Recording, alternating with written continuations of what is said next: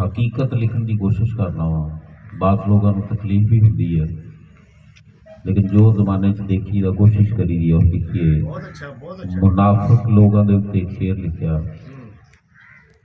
झूठे ठग फरेबी चवड़ा, झूठे ठग फरेबी चवड़ा मैं जुती दी नोक ते रखे।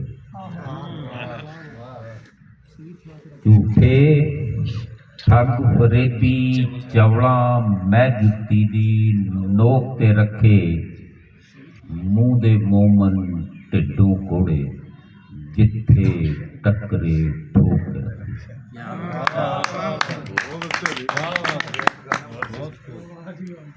एक रुबाई छोटी जी, चीने डब्बे चिट्टे काले,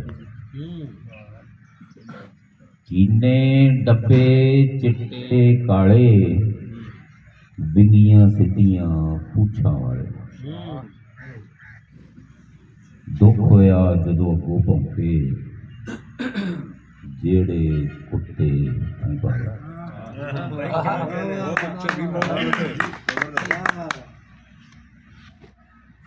एक सच्ची गल है।